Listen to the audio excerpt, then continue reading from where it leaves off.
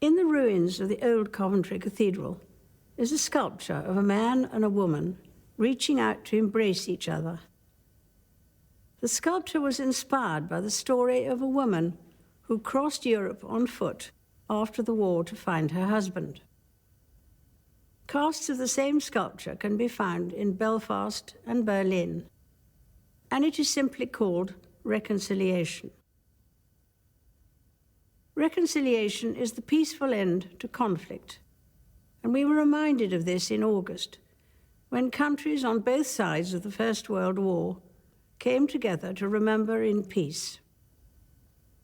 The ceramic poppies at the Tower of London drew millions, and the only possible reaction to seeing them and walking among them was silence. For every poppy, a life, and a reminder of the grief of loved ones left behind. No one who fought in that war is still alive, but we remember their sacrifice, and indeed the sacrifice of all those in the armed forces who serve and protect us today. In 1914, many people thought the war would be over by Christmas, but sadly by then the trenches were dug and the future shape of the war in Europe was set. But as we know, something remarkable did happen that Christmas, exactly 100 years ago today. Without any instruction or command, the shooting stopped and German and British soldiers met in no man's land.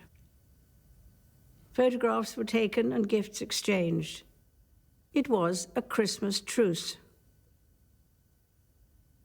Truces are not a new idea.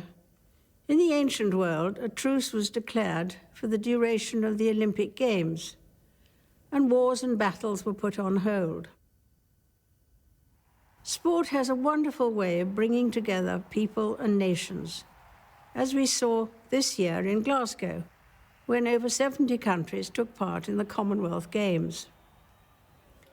It is no accident that they are known as the Friendly Games. As well as promoting dialogue between nations, the Commonwealth Games pioneered the inclusion of parasports within each day's events.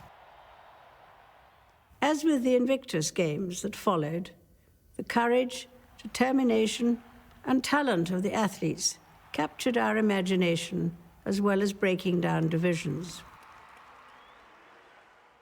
The benefits of reconciliation were clear to see when I visited Belfast in June.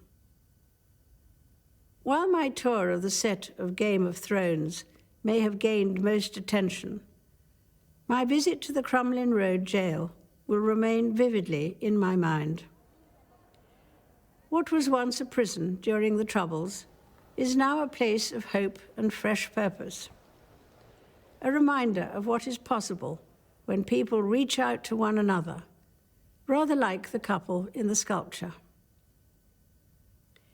Of course, reconciliation takes different forms.